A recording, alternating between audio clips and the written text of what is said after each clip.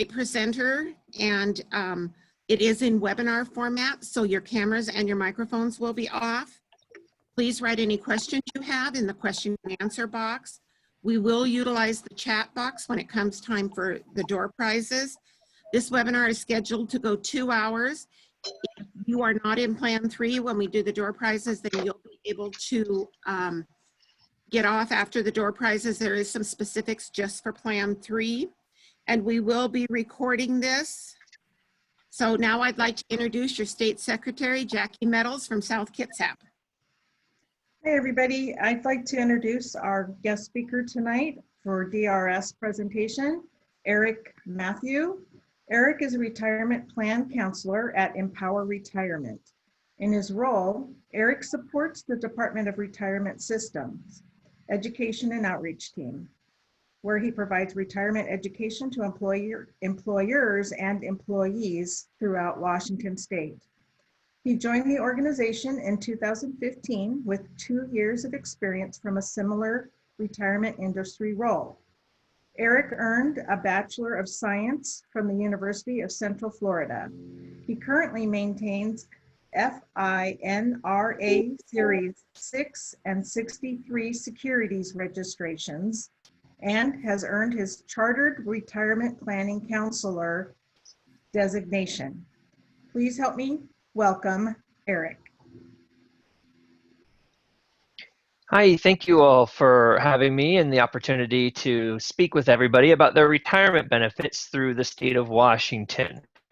I will share my presentation here, so hopefully everybody can see the screen here. Again, there's my name, Eric Mathieu. And again, we're going to talk today about Plan 2 and Plan 3 and also the state's deferred compensation program. Now, as was mentioned, we'll break this up into a couple parts where we'll talk about the defined benefit component first. So that's all of Plan 2 and part of Plan 3. Then we'll talk a little bit about the deferred compensation program.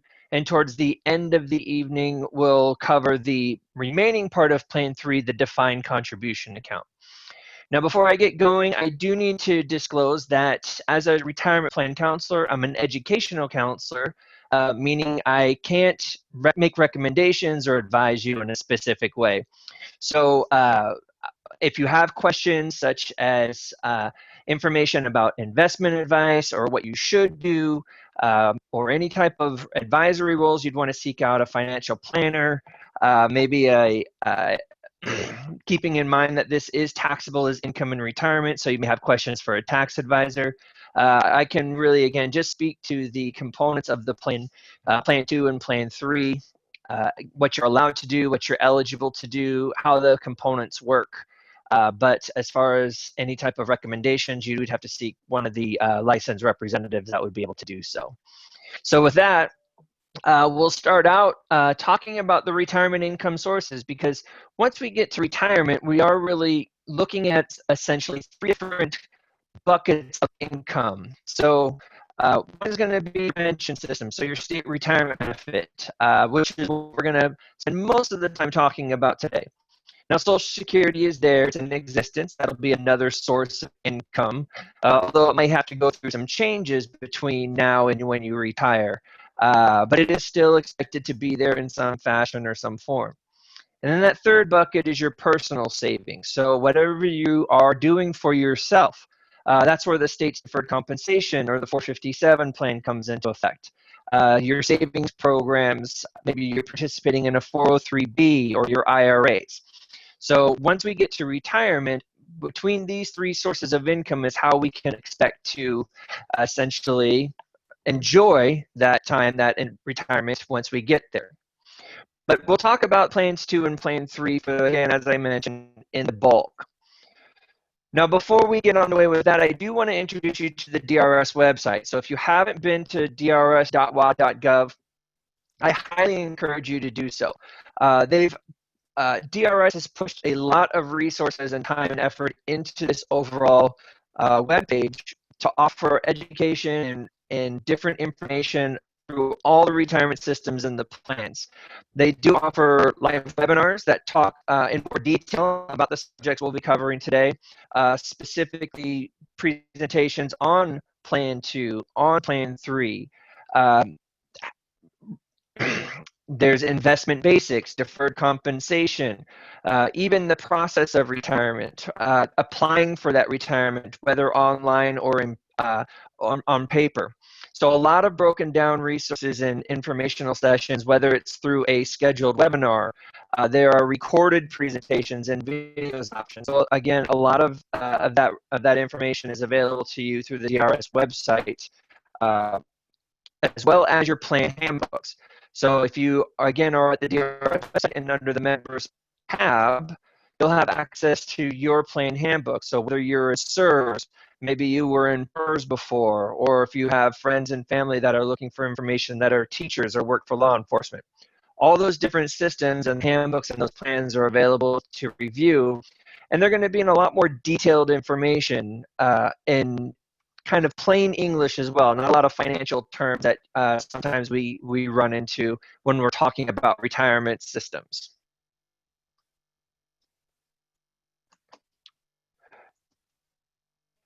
Now, starting out, we'll work with again the defined benefit components.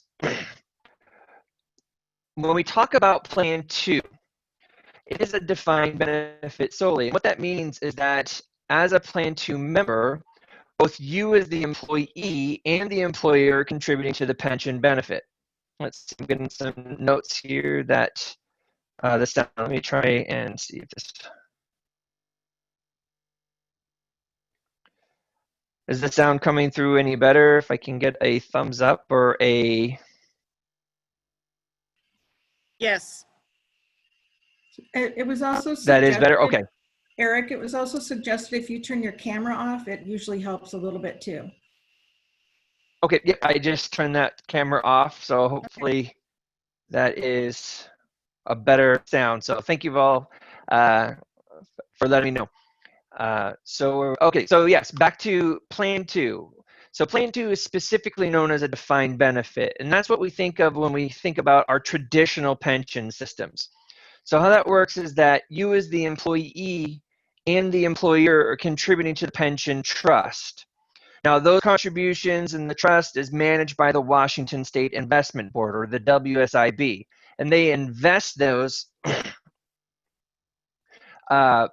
funds in what's called the total allocation portfolio. So the WSIB is in charge of, again, managing and investing, but those contributions and the investments and the returns don't dictate what your benefit is in retirement, because that benefit is based off of a predetermined formula. So that formula involves your service credit years and then what's known as your average final compensation, or your AFC. And what that does is that formulates and equals a monthly lifetime income stream when you retire. So a monthly pension check every month for the rest of your life, no matter how long you live. Now, in order to be eligible for that, you do have to have a certain number of years of service credit to be vested. So, and of course, we'll talk about that information and the details to that. So, So Plan 2 is a lifetime income stream based on that formula that involves your service credit years and that average final compensation. And receiving this pension income, this defined benefit, is essentially what starts your retirement. Because in Washington, there's essentially two separate events that are occurring around retirement. There'll be separation from service, or terminating employment, and then retirement. So you could effectively separate service or quit working and not necessarily be retired in Washington. So again, in order to become a retiree, it means we're receiving this pension income stream. So Plan 2. Plan 3 is known as a hybrid plan because it has two separate components to it. It does have a defined benefit. However, only the employer is contributing to that piece of Plan 3. Now, it's still based on a formula that involves your service credit years and your average final compensation. It's still a lifetime income stream based on that formula. And it also is what begins when you retire. Now, again, though, the employer is the only one contributing to the defined benefit in Plan 3. The employee contributions are going to the defined contribution account, an investment program that when you go to now separate service, you'll have this account balance that you have access to. It offers flexible options of how to take those distributions. And that account balance will be determined by your contributions throughout your career, the returns on those investments, and then, of course, how you decide to take those distributions once you separate service. So 2 separate components to Plan 3 make up the complete benefit. And you may receive a quarterly statement with the investment information and your account balance. Keep in mind that once you receive that, it's not reflecting or considering the defined benefit component. In the same fashion, if you've been logged into your online account and you've run maybe a benefit estimate, it's not speaking to that defined contribution savings. So truly 2 separate components to Plan 3. They don't relate to each other in view. So as you're planning for retirement, it is important to understand that there are those 2 different pieces for the total Plan 3 package. Now, the formula for these benefits is going to be determined by which plan that you're in. So what that means is that if you are a Plan 2 member, they use a 2% factor, and that's multiplied by your service credit years, then by your average final compensation. And that's what equals that monthly lifetime income stream. Now, Plan 3 members, it's a 1% factor. If we think of it in terms of Plan 2, both employee and employer are contributing to the pension trust. So 2 sources of funding use a 2% factor. Whereas Plan 3, since only the employer is contributing to the trust, a 1% factor. But in either case, those factors are then multiplied by your service credit years, then your average final compensation to equal that monthly lifetime income stream. Now, how will we determine those different factors or those different components within the formula? Is if we take our average final compensation, or AFC, how they come up with that is that they look at the highest 60 consecutive months of gross earnings and then come up with the monthly average. So for most people, it's going to be the last 5 years of their working career, whether it's through cost of living increases or promotions or maybe new certifications. But it doesn't have to be, because they're going to look at anywhere in that career where you had your highest 60 consecutive months of gross earnings and use that monthly average for your formula. Now, for your service credit years, you're in the school systems or educational systems, you're earning them on an idea that's known as 12 for 9. And what that means is that based on a school year, so September 1st through August 31st, as long as you were employed in September, compensated for 9 months out of that school year, and paid for at least 810 or more hours within that school year, you'll earn 1 annual service credit or 12 monthly service credits. Now, you can earn partial credits. So if you were employed in September and then compensated for 9 months out of that school year, but paid for 630 to 809 hours, you would receive half a year's service credit or 6 months of service credit.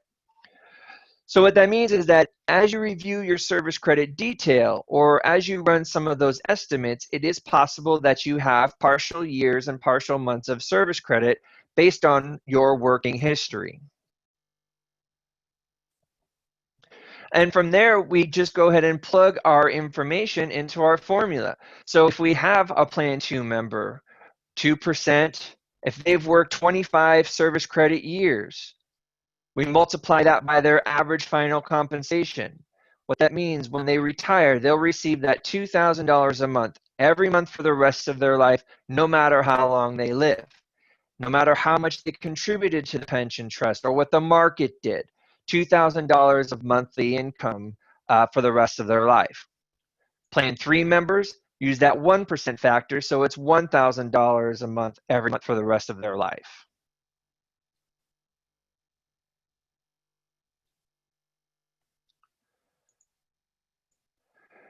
Now, with Plan 2 and Plan 3, it's not just this static income stream either. There is a monthly cost of living adjustment or an annual cost of living adjustment each year based on the inflation of the greater Seattle area.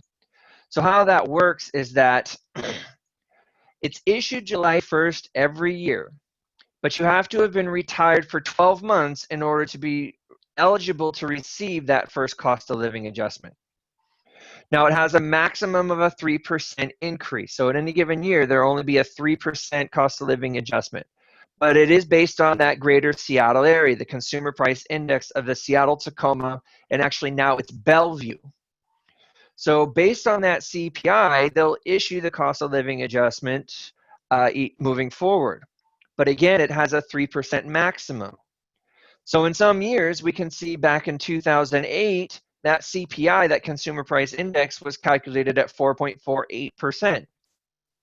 Well, members in that year only received a 3% increase.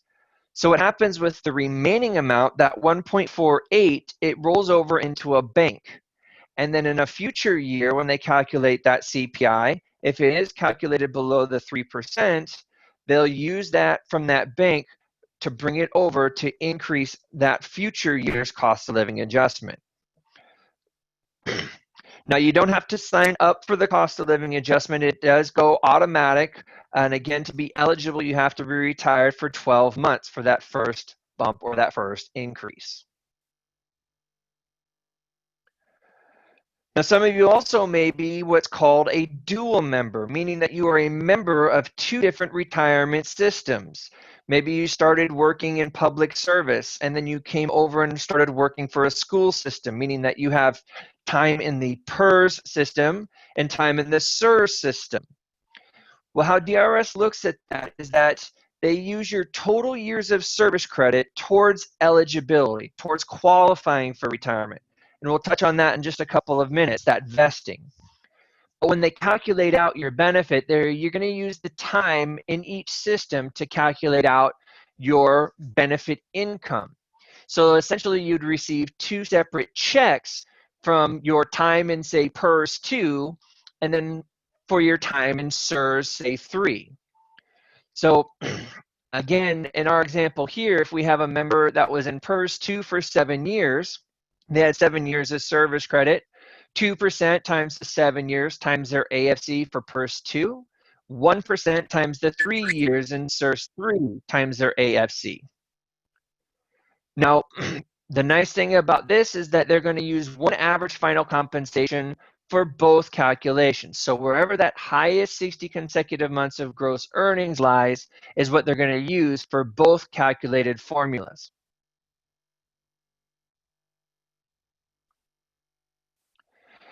Now, this is where people really come to talk to us because this is what they really want to know, and that's when can you get out of here? When can we retire? And this is what we talk about and when we talk about vesting. So whether you're in Plan 2 or Plan 3, normal retirement age is 65. So 65 is your full benefit. Now, to be eligible for that benefit in Plan 2, you need to have 5 years of service credit. So 5 years of service credit, you're vested or eligible to retire at 65 with your full benefit. Plan 3, you need 10 years of service credit unless you've earned 1 year over the age of 44. Then you only need 5 years of service in order to be, again, eligible or vested to retire from your plan at age 65. Now, both plans also offer early retirement possibilities. So you could potentially retire as early as age 55 if you have at least 20 years of service credit in Plan 2 or the 10 years of service credit in Plan 3. However, by electing to retire early, by receiving or start drawing that benefit prior to age 65, you will have a reduction to that benefit, a reduced amount to you for the rest of your life.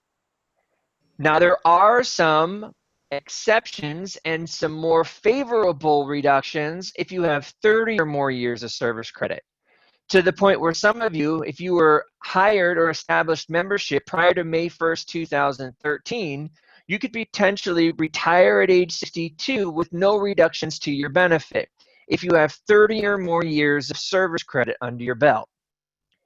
Now, again, when we look at these, we are looking at our retirement benefits, not necessarily our separation from service benefits. These only go into effect if we start drawing that income prior to age 65. Now, how those reductions look, though, is that we can see if we have less than 30 years of service credit and we want to start drawing that income early, say at age 60, there's an actuarial reduction assessed to that benefit. So we can see here at age 60, it's about a 40% reduction to that monthly lifetime income stream. And that's a permanent reduction. It doesn't pop up once you reach age 65. So that's a pretty big decision for those that are looking to stop working earlier than normal retirement age. Now we can also see, though, that if we have somebody or a member who has 30 or more years of service credit and wants to retire early, they have some different rules as far as early retirement. Now, again, as I mentioned, if you establish membership prior to May 1st, 2013, you have a choice if you have 30 or more years of service credit to retire early under the 3% early retirement factor or what's called the 2008 early retirement factors. Now, where we can see that the 3% early retirement rule here is a 3% reduction to your benefit for every year prior to age 65 that you start drawing that income. The 2008 rules are what allow you to retire at 62 with your full benefit, so no reductions. At age 60, only a 5% reduction.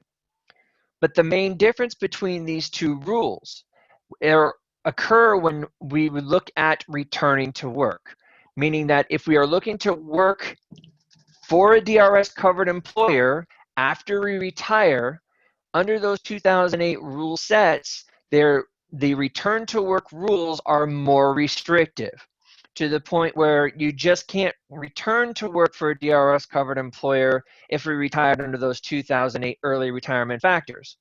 We have to wait until we're 65 outside of some additional exceptions. With the 3% rules, the normal return to work rules go into effect if we retired under using those 3% early retirement factors.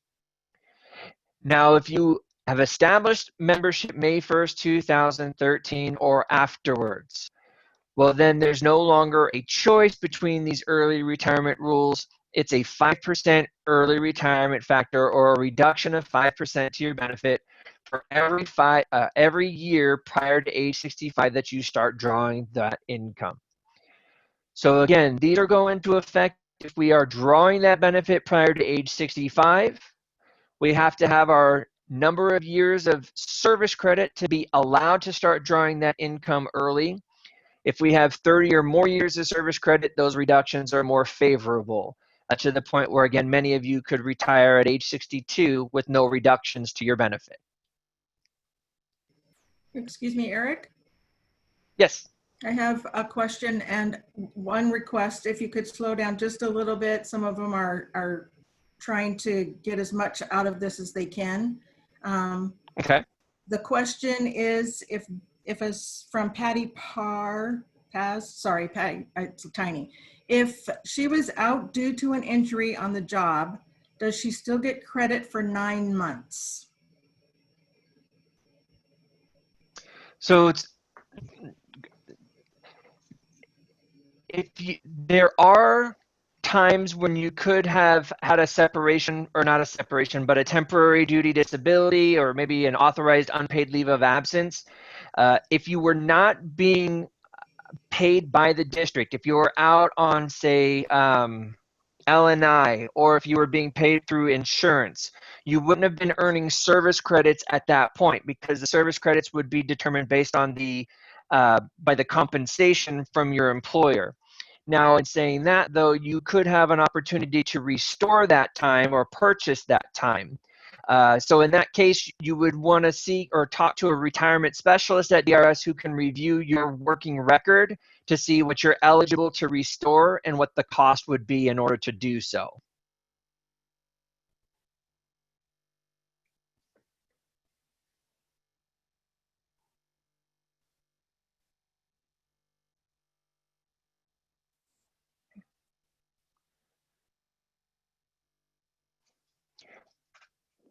Now, I mentioned that we do have the DRS website, so drs.wa.gov. And if you take anything away from our conversation today, what I would highly encourage you to do is to set up your online account access. So you can do so by clicking the sign up button. It's the last 4 digits of your social security number, your birth date and address, and you set up your username and password. And from there, you'll be able to review all of your defined benefit information. That's where you'll be able to review your service credit detail. So you can see where you've earned your service credit and how many months and years that you've accrued up to this point. You can review your employment history. There's even a benefit estimator where you can start running different scenarios of what that pension income could look like to you based on whatever your retirement goals are. If you're looking to retire at normal retirement age or retiring early, that will take that information into account and break down those different reduction factors if you're choosing to do so. So a lot of great resources right there for you and your benefit as far as what that could look like based on whatever your retirement goals are. Now, if you are participating in the state's deferred compensation program, or if you're in Plan 3, your investment accounts are linked there as well. So you can review all of those different components with that one username and one password for all of those state retirement benefits. But one of the most useful tools for planning retirement is utilizing this benefit estimator. And this benefit estimator is a tool that you can start running those different retirement scenarios. It essentially asks you 4 different questions. What age are you going to retire? Are you going to retire at normal retirement age at age 65? Are you planning on retiring early? Are you going to separate service and defer taking that benefit? Now, also, you can input what your service credit, because it's going to assume that you're working full-time from now and that desired retirement date. However, some of you may be looking to work part-time towards the end of their career or not receiving those full service credits. So you can tailor this to whatever your retirement plan or your working plan is. Now, the third question will be about your average final compensation. Now, remember that AFC is your highest 60 consecutive months of gross earnings. So if that's happened in the past, that information has been fed to DRS from your employer. So there is a record of those highest earnings, and it'll be depicted on your account.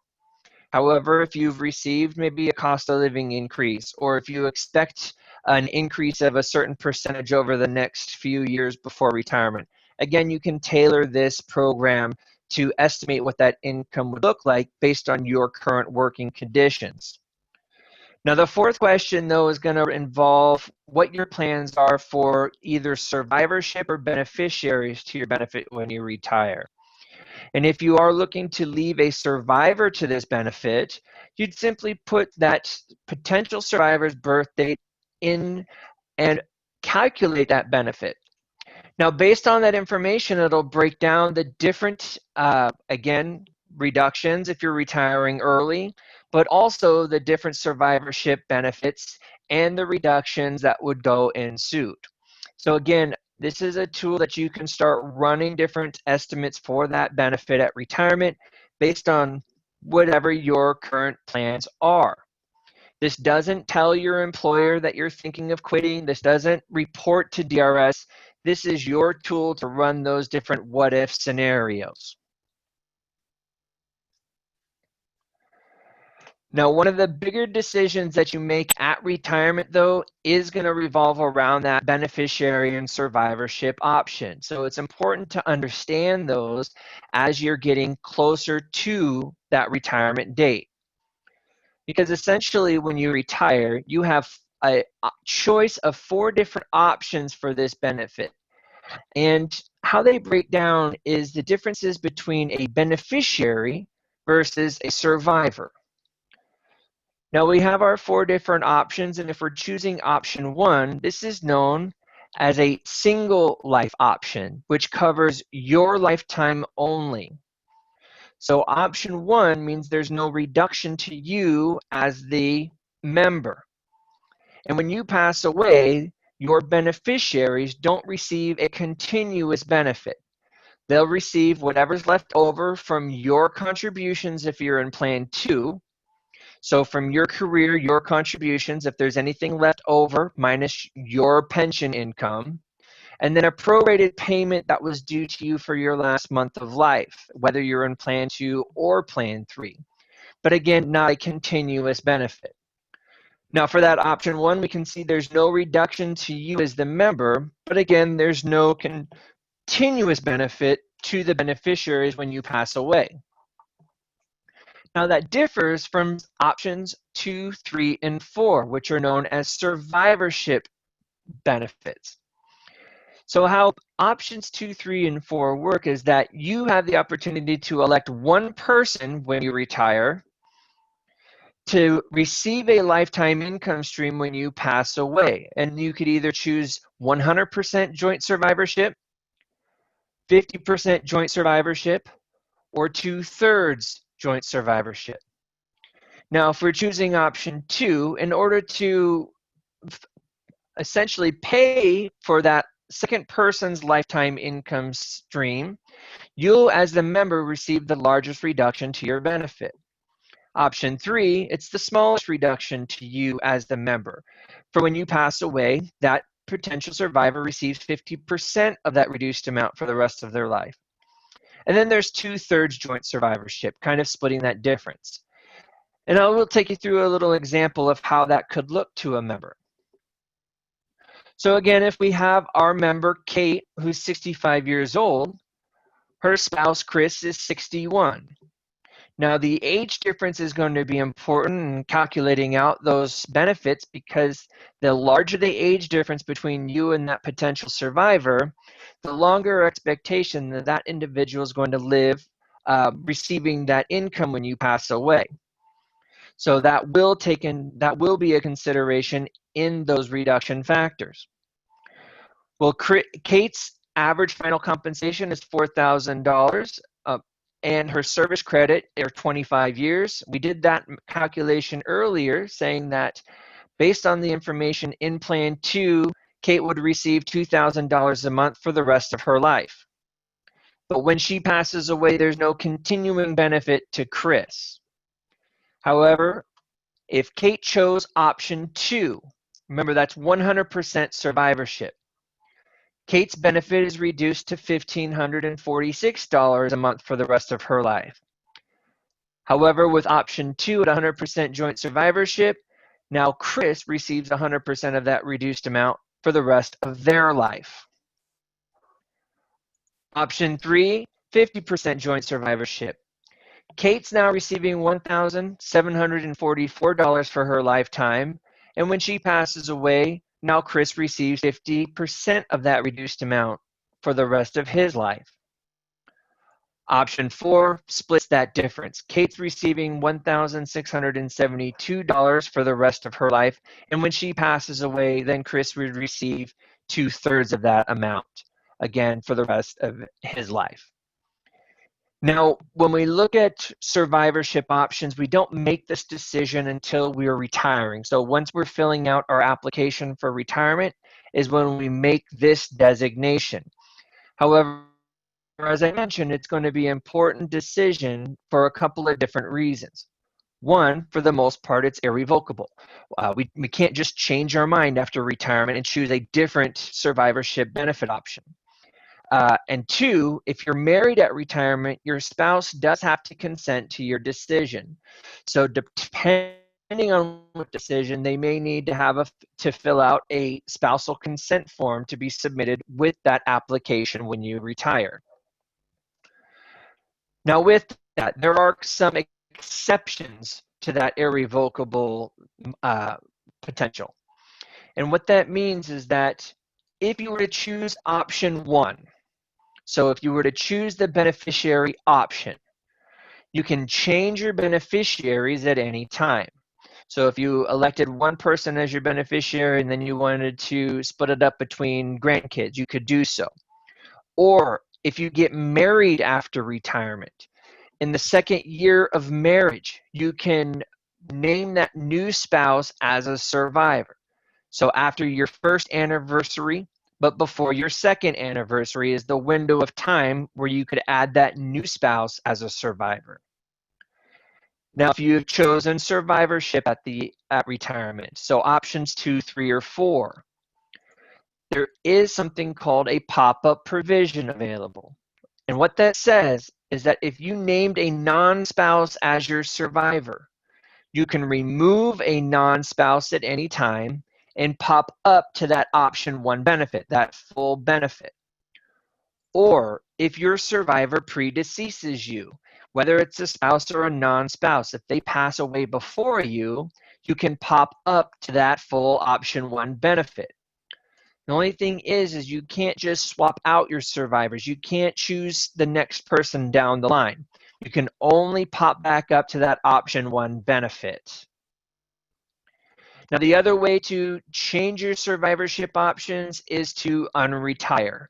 You could go back into membership, go back to work for 2 years, and then essentially re-retire, where you'd have an opportunity to select a new survivor at that point. Oh. I might have to go back for 2 years. And do we have some questions? Yes, Eric, we do have a couple questions, and we'd also like to remind the members that this is being recorded and will be available on Connect, so they can also go back through it at a slower speed if they need to. One of our questions is from Cynthia Howard. If we have lost hours due to COVID, how will that affect our retirement hours, especially if it falls in the middle of our highest 60 months?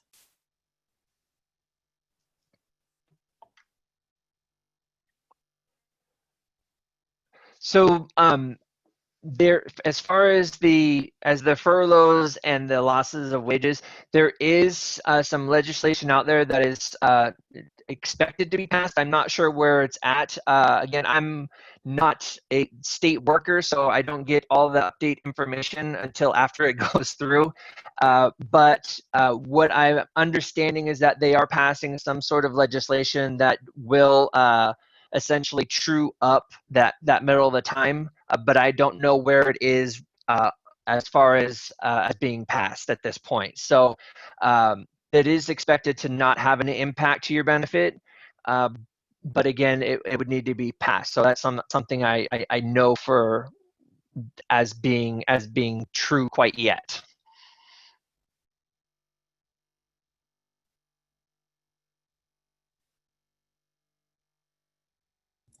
Okay, so our next question comes from Beatrice. What is the percentage that the employer contributes to Plan SURS 2? In 1999, it was 4.41%, but I don't have that updated info. Can you help her? I don't know the employer contribution off the top of my head, but typically it is around 2 times the amount that the employee is contributing. Now, typically they don't, because it doesn't determine or doesn't impact what the employee or the benefit is at retirement. I'm not up to date with it, but typically it's right around 2 times of what the employee is contributing.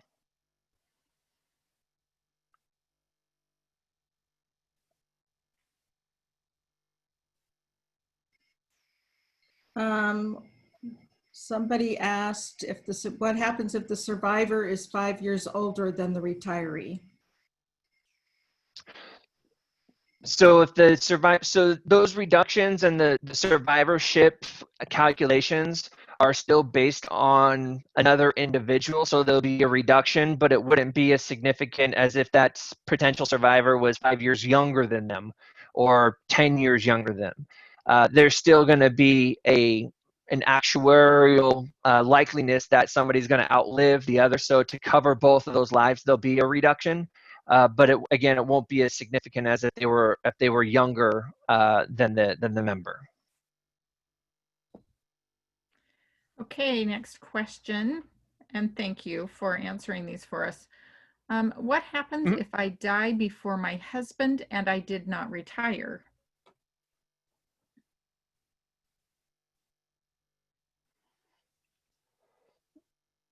So if that is that from the member or is that from a spouse? Because if you're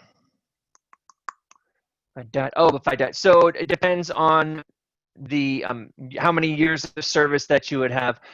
Death and disability, deeper information is provided from the retirement specialist. Even if you were to go to your handbook, it'd say call in and talk to one of the retirement specialists that are specialized in death and disability.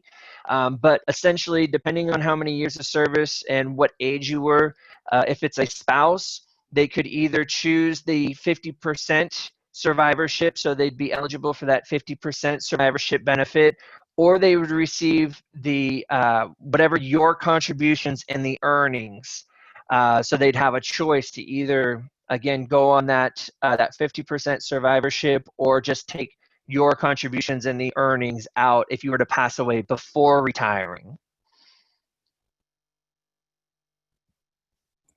All right, thank you. Our next question comes from a member. She wants to know, did I understand correctly that if I choose Plan 3, I don't have to contribute, only the employer, right? No. So in Plan 3, the employer is contributing to the defined benefit, the pension trust. You still contribute, but you're contributing to a defined contribution account or an investment program that we'll talk about later on towards the end of the webinar.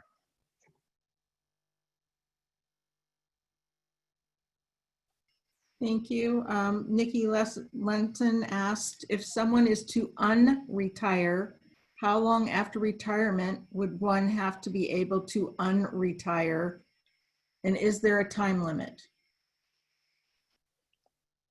So for the purposes of choosing a different survivor, you would need to go back into membership or unretire for 2 years. Then at that point you could re-retire and then make a different survivorship election. Thank you. Here's another one from Brenda Carden. She says, I have Plan 2. If I retire before my 20 years or age 65, then I completely lose what portion the district is putting in on my behalf, correct? And I just get the portion of my money taken out. So that's to clarify again, when we talk about retiring, that's drawing your defined benefit. Now you can separate service early. You could quit working at age 60. If you don't have 20 years of service credit, you can't start drawing that benefit until you turn 65. Now, if you were to separate, you could take your contributions and the earnings out, but you forfeit that pension benefit, that lifetime income stream.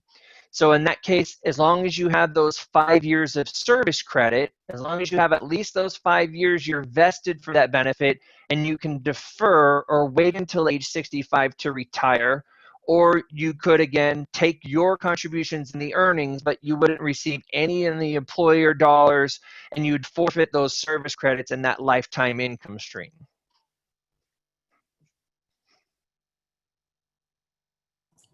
Thank you. Our next question is, if I choose option 1, does your beneficiary get the rest of the money you paid into? So yes, well, sort of, I should say. If you choose option 1, let's say you worked 20 years and you contributed that whole time, and you have this, you've contributed say $100,000 to the pension trust, and then you retire, and then 2 years later something happens, you pass away. Well, in those 2 years, you won't have received $100,000 in pension income. So anything left from your contributions would be distributed to your beneficiaries. Now, in that sense, if we put in $100,000 and we live 20 years in retirement, well, over those 20 years, you more than likely would have received more than $100,000 in pension income. So at that point, your beneficiaries, there would be no account balance left to go to them. They'd receive just a prorated amount that was due to you for that last month of life. Thank you. I'm going to give you two different questions because they're both are based on. The first question is from Lynette Belcher. She wants to know if there's a potential for early retirement buyout due to COVID. And a second question from Susan Yearout, if she decides to work as a substitute after she officially retires, would that affect the benefits? So for the first question is, I'm not aware of a buyout due to COVID. That's not something that has been made known to me. I don't believe so. The rules are still, from what I understand, going to be the same as far as you need your 20 years of service credit, you need your 30 years. Now, different employers may have incentive to retire early, but as far as the retirement systems are concerned, there's not anything that I'm aware of as far as a buyout in that sense. Now, for the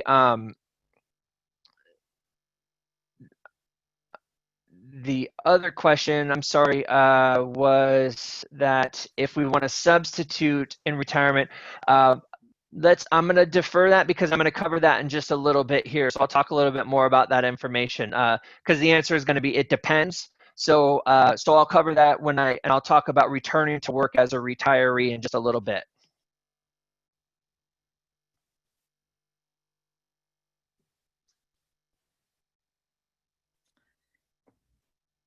One other question. It says, are we allowed to increase the amount we contribute monthly if they have Plan 2?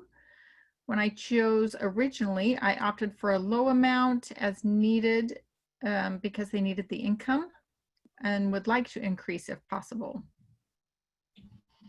So as far as contribution rates, with Plan 2, you don't elect your contribution rate. That's decided by the legislature and is determined by the need of the pension trust. So that can fluctuate based on, again, that pension trust needs and the legislation. Plan 3, you elected a contribution rate in Plan 3, and while you're still employed by the same employer, you can't change that contribution rate. If you were to change employers at that new employment, you would be able to make another contribution election. But while you're still at the same employer, you can't make changes to those contributions. So that's how those would work. Thank you, Eric. I have another question from Melissa Espinoza. If I was a former state of Washington DOR employee for 7 years, then I put in 13 years with the school district, would that cover my 20-year investment, or would I have to put in the full 20 years with the school district? So yes, remember back when I was talking about dual membership, that's an example of being a dual member. Of you were in the PERS system for the 7 years, and then you're in the SERS system for 13 years. You have a total now of 20 years of service credit for vesting and eligibility.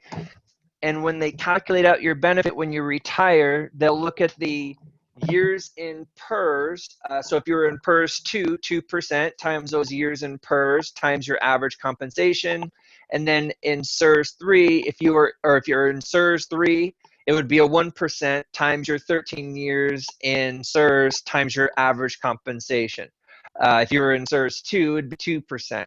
But again, they're just going to use one average final compensation for both calculations. So wherever those highest 60 consecutive months of gross earnings, the average of that time is what they're going to use for both formulas. So the example was correct. With 20 years between both systems, that goes towards eligibility in both systems.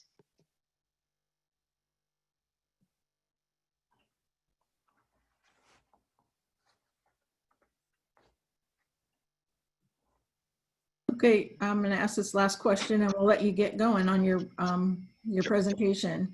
Veronica, I'm going to butcher the last name, so I'm not going to go any further, asked how much less is the 0.95 EFR compared to the 100%? They are 56 and have 30.27 service credit years if she decides to retire this year.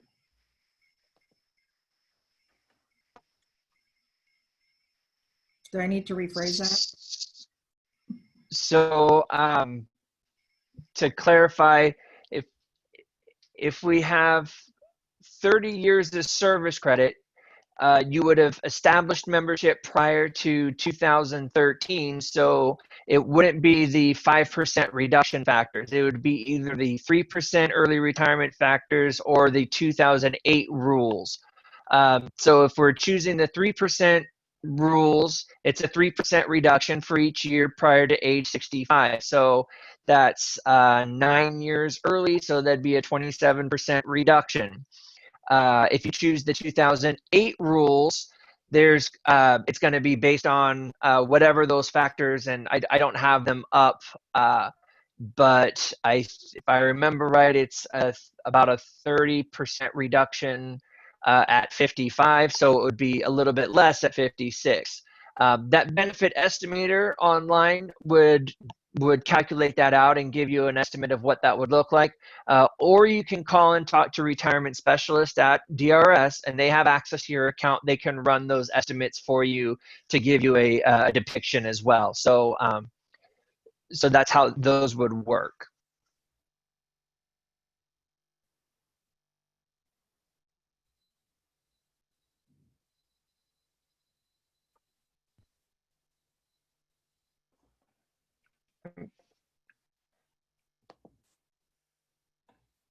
All right.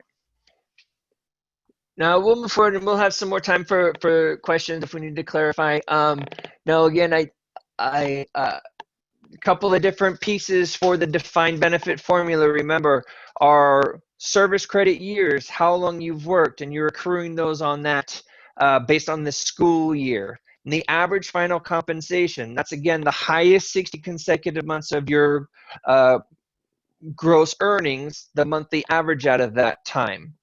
And based on whether you're looking to retire early, starting to draw that income prior to age 65, or if you're going to choose a survivor benefit, there's ways that lifetime income stream could be reduced. But there's also a way to increase that benefit at retirement, and that's what's known as purchasing additional service credit.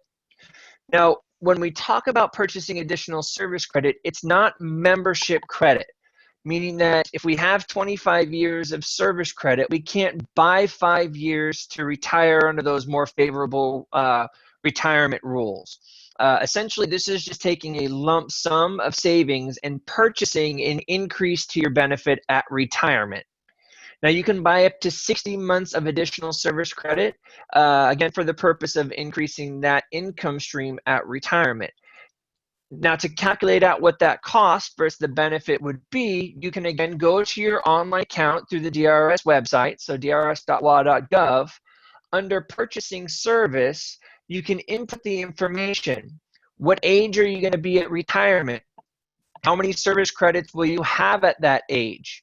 What is your average final compensation at retirement? And then are we choosing a survivor? And then based on that information, it will give you a breakdown of what the cost of those service credits. So for our example here, for 12 months, it would cost this member $16,500 in order to purchase 1 year of additional service credit. Now that would increase their option 1 benefit by $100 a month. If they were choosing option 2, 100% survivorship, it would increase the member's income by $82.70 a month. But again, when they passed away, now this transfers over to their survivor, so that a survivor would receive 100% of that $82.70 a month for the rest of their life. Option 3, we can see the 50% survivorship.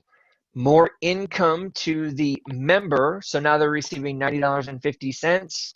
And when they pass away, the survivor would receive 50% of that $90.50. Option 4 kind of splits that income difference. So you can run different scenarios and see what makes sense to you. You can run, what will it cost me to increase my benefit by 5 years? What would the increase be monthly? And if that makes sense to you. Now, you don't make this election, you don't purchase this until retirement, but again, you can run some of those calculations and estimates in case you are looking to start saving for that benefit at retirement. Now, there's also an opportunity to purchase an annuity. An annuity is a fancy way of taking a lump sum of savings and purchasing an increase to your lifetime income. So there's two different options. One that I just mentioned was the purchasing service credit, essentially is an annuity, but you can also purchase a SURS annuity from your account.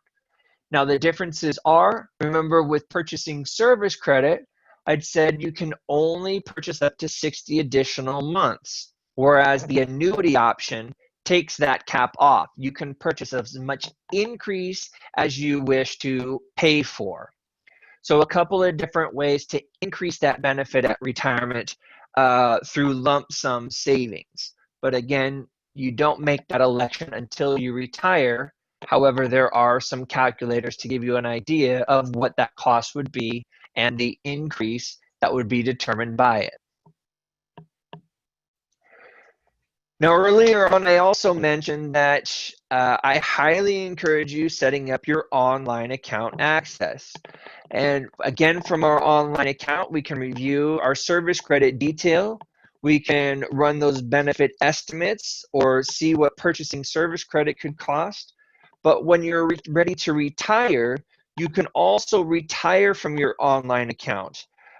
Now, the steps to retirement begin with requesting an official estimate. Now, you can do so from your online account. Under the Retirement tab, select Request that official estimate. It is not the same thing as that benefit estimator. That benefit estimator, again, is a tool that you can run as many different scenarios as you want to get an idea of what that income could look like, but it does not start or begin a process. When you're ready to retire and begin that retirement process is when you would request your official estimate. Now, again, you can do it online through your online account. You can call in and request that official estimate from a retirement specialist at the 1-800-547-6657 number. Now, as you request this estimate, it is an audited number, meaning that a retirement specialist is going to pull your record, and based on the influx or how many requests they're receiving, that time could take 3 to 4 weeks for them to process. In this scenario here, it took 8 to 9 weeks for that estimate to be audited and returned. Now, it has to be completed and compiled and returned to you in order to apply for retirement. So the rule of thumb for individuals looking to retire is to give yourself a 90-day window. So 90 days from whenever your expected retirement date is when you should be requesting that official estimate. But you can request it up to a year in advance. So the takeaway is don't wait too long and too close to your retirement date to request this estimate, because again, it can take some time for them to compile and return it, and it does need to be finished and returned to you in order to apply for that retirement. Now, once you request that estimate and you receive that that compiled and audited information, this is where you'll be able to start your application for retirement.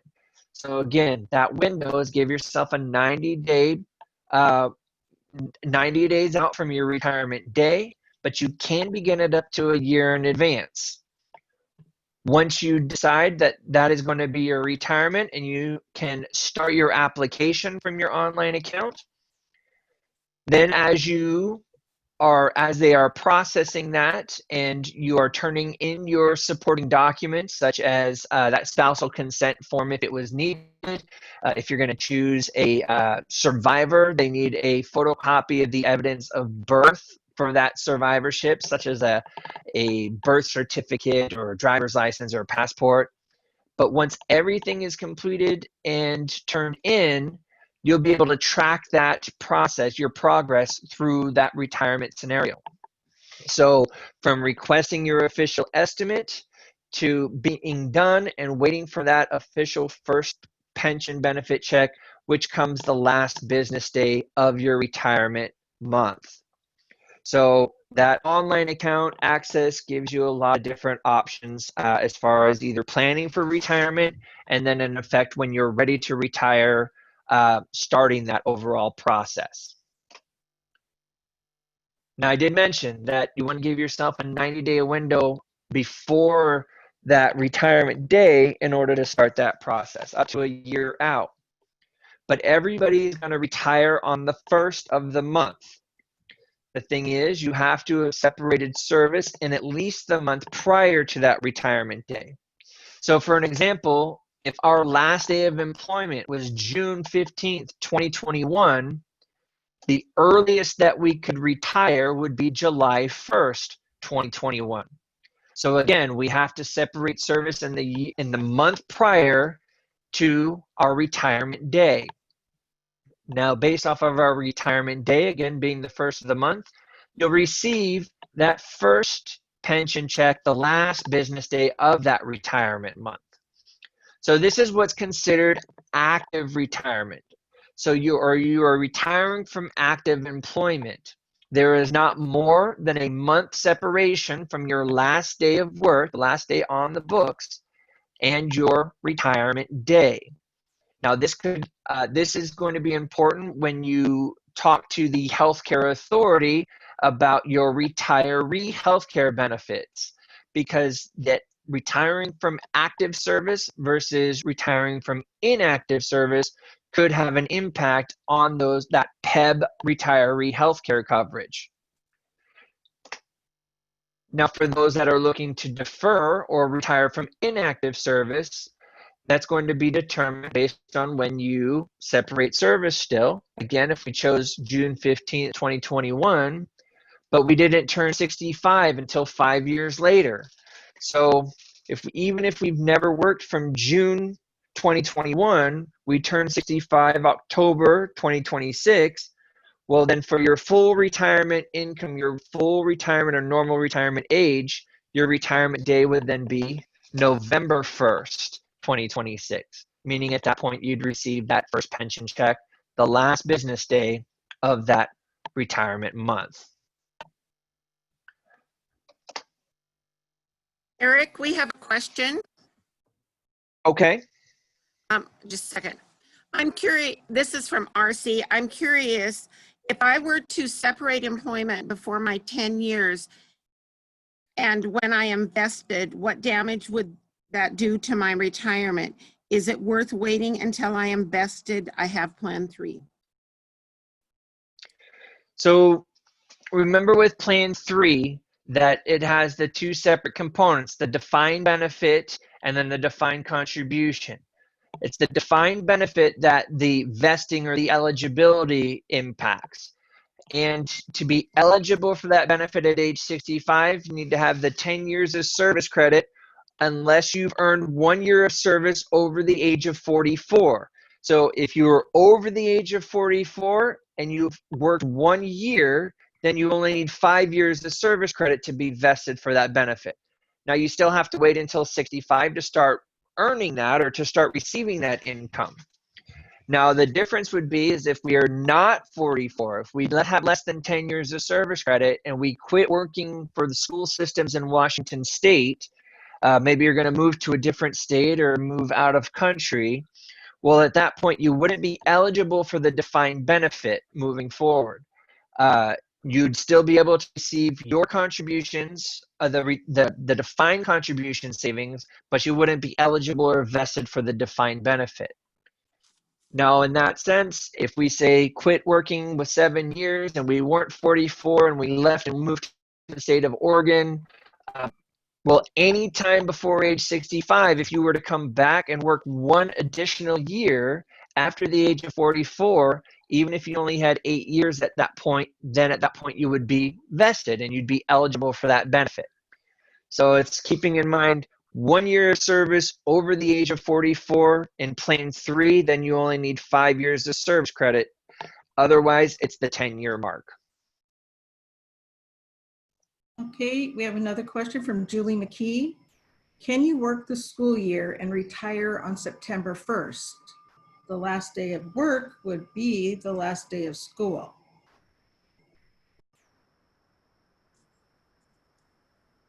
So you would have to separate service in at least the month prior to your retirement day. So in this scenario there, it would be working all the way through the school year, separating, having your last day of work August 30th or August 31st. Then your retirement day could be September 1st. If you're compensated for any work in a month, you can't retire in that month. You would have to wait till the following month in order to do so.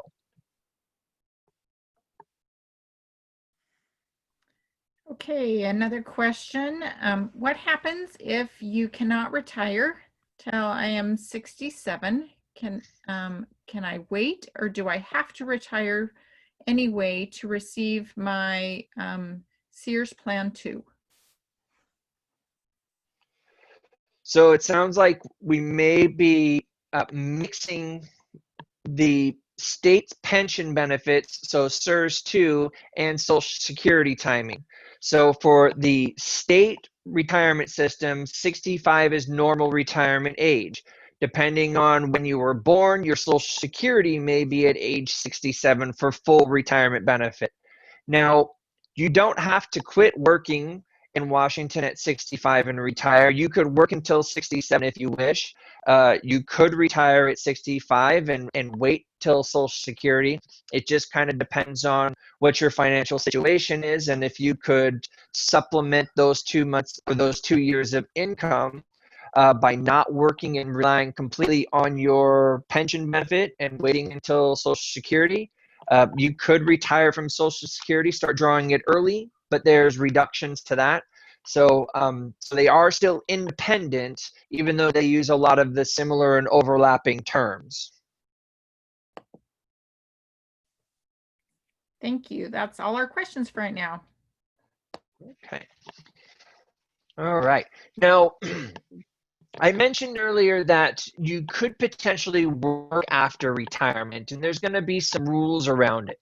And how those are going to work is that if you are looking to work as a retiree, and again, remember, when we say retiree in Washington, you're receiving that pension income. So if you're going to return to work as a retiree in Washington and you want to go to a private employer or a non-DRS covered employer like federal government, or if you want to move out of state or out of country, you can be retired, receive your pension. There's no impact in working for Costco or for Starbucks or for Microsoft, or if you work for the post office, or if you want to move to Oregon or Idaho. You can work as much as you want, no impact to your pension benefit income. It's only if you return to work for a DRS or higher education retirement program eligible employer that there's going to be some restrictions and some rules. And it's not just within school districts. If you want to go and work for the state of Washington, work for Department of Natural Resources, any of those DRS covered employers are going to have those rules and restrictions. And what they say is that when you separate, or I should say when you retire, you have to wait 30 calendar days after your retirement date in order to return to work. So 30 days after that retirement day, you can return to work, and you can work up to 867 hours in a calendar year. So see where that qualification is, that calendar year, January 1st to December 31st, no matter which system you are working in. So again, you can work up to 867 hours in the calendar year. There's no impact to your benefit. You can work that part-time. You can substitute teach. There's no impact to your benefit as long as it's less than 867 hours. If you work more than 867 hours, they'll simply suspend your pension income. So they'll stop that pension benefit until you either terminate employment or until January 1st of the next year, where you get another 867 hours. So these are the normal return to work rules. Again, have to wait 30 days after your retirement date, and then you can work up to 867 hours. And they only apply if you're working for the DRS covered employer. Now, I did mention that there are some exceptions and rules to returning to work if we're going to retire early. And so what that means is that normal return to work rules apply for normal retirement, if we retire with less than 30 years of service credit, if we retire under those 3% early retirement rules with 30 or more years in, or if we retire under the 5% reduction. So if we establish membership May 1st, 2013 or afterwards, all of those return to work rules apply to those different early retirement and normal retirement features. If we retire early under those 2008 rules though, so the 2008 rules are what could allow you to retire at 62 with the full benefit if you had 30 or more years in, and then more favorable reductions earlier than that. But the normal return to work rules say that if you retire under the 2008 early retirement factors, you can't return to work for a DRS covered employer until you turn 65. You can't receive that pension income and that part-time work if we have retired early under the 2008 rules. However, last year there was an exception that passed to that rule for our school systems.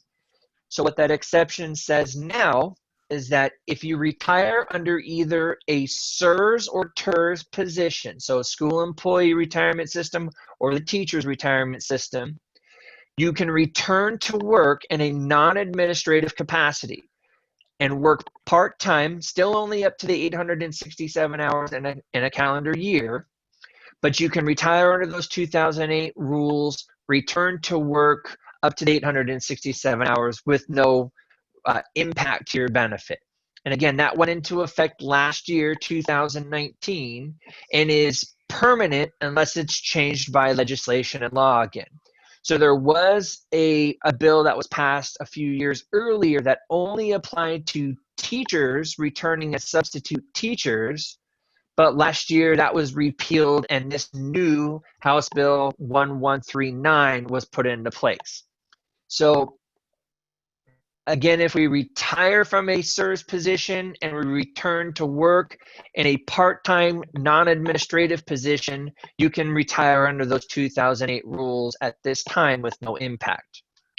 But really, when we think about returning to work as a retiree in Washington, the most important thing that you should take away is that contact DRS first before going back to work, because those return to work rules can be changed by legislation, and whatever the rules are at that current time will dictate the rules that we have to follow under. So even if Eric said 5 years earlier that we could return to work in a non-administrative position, if the rules changed at that point, they would go by that. So contact DRS first before going back to work as a retiree.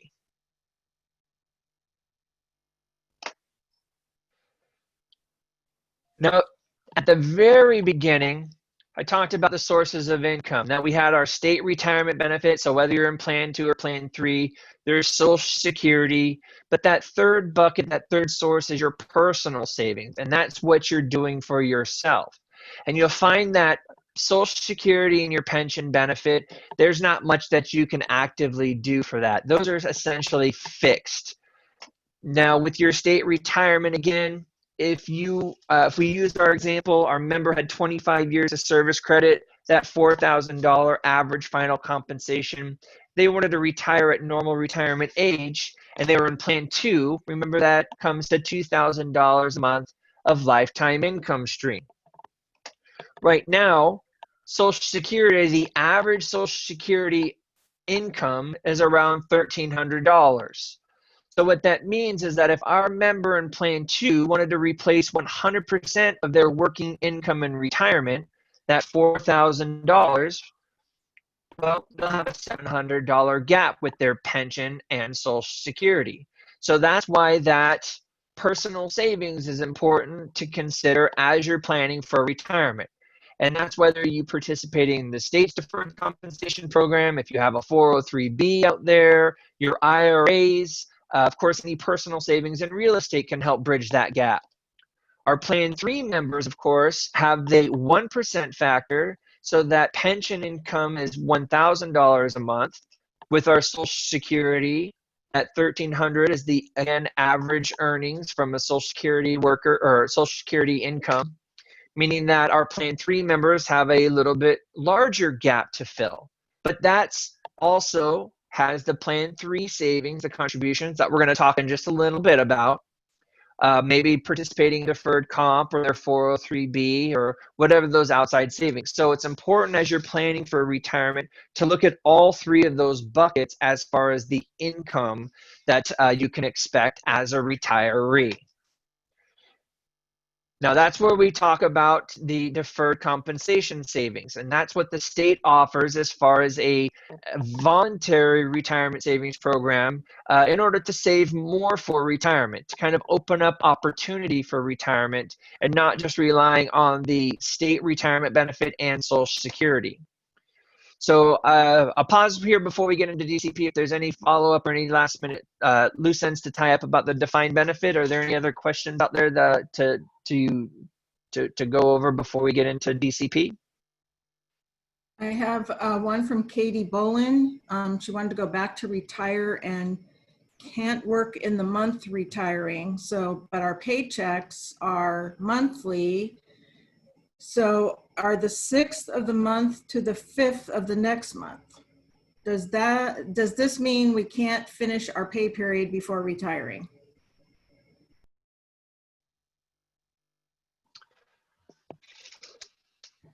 So, let's see.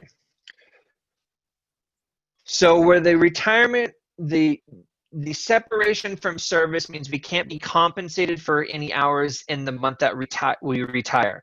So if we were being compensated for 5 days in the month, then we wouldn't be able to retire in that month. We'd have to wait till the next month.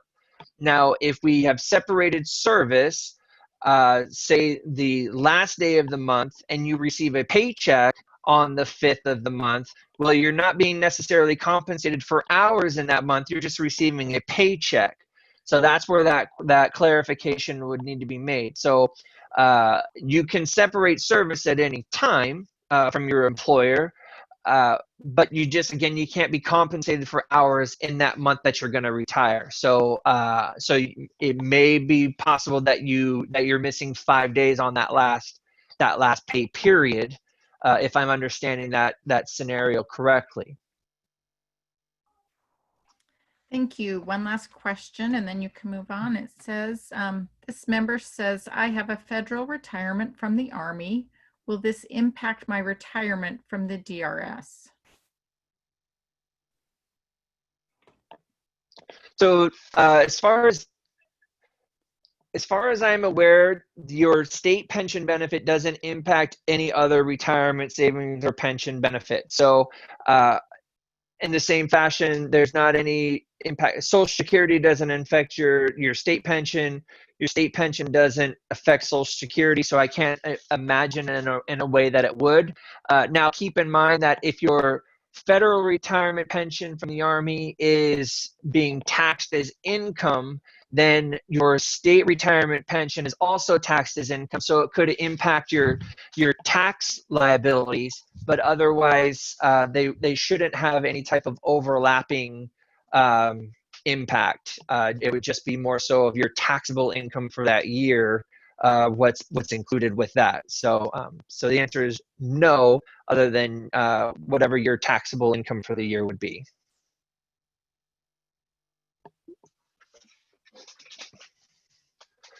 Now, as I was mentioning, is the state offers the deferred compensation program as a voluntary way to save for retirement. And what DCP is under the Internal Revenue Codes, it's known as a 457B retirement savings program. So more than not, people are familiar with a 401k or maybe a 403b. A 457b is a cousin or a sister or a brother to one of those 401ks or 403bs, in the sense that it is an employer-sponsored retirement savings program. They're designated for governmental and state government retirement benefits. Now, again, it is a voluntary benefit, so you can participate in DCP, and it is salary deferred. So you elect a contribution rate that goes to that DCP savings program pre-tax. So it comes out tax deferred today and goes into that retirement savings, but you decide how much, and you can change those contribution amounts. So there was a question earlier about Plan 3, the contribution amounts. Again, you can't change your contributions in Plan 3. You're set at whatever you are while you're still with that employer. But if you're in a different financial scenario now, you could decide and choose to contribute voluntarily to DCP. And you, again, get to decide how much. You can start and stop at any time. You can change those contributions at any time. Now, what DCP is also known for is it's the state's program. So such a larger program really drives down the overall costs and the fee structures. So with DCP, there's no sales commissions or transaction fees. You're paying an administrative fee to run the program. That's 0.1326% in order to run the program. It's a net neutral. It's really to just pay for the program itself. Now, something unique about a 457 plan is that they do not have an early withdrawal restriction, meaning at any age, once you separate service, you can access that savings without any potential or without any additional penalties for early withdrawal. It's also a way that you can consolidate and start rolling other accounts in and simplify things as you're getting closer to retirement. Many folks, when they started, had a 401k or maybe a 403b or an inherited IRA. Well, if you're wanting to simplify and to get all those accounts in one kind of house, DCP is a way that you can consolidate and roll that money in. Now, the IRS puts a maximum contribution limit that you can set aside tax deferred in a given year.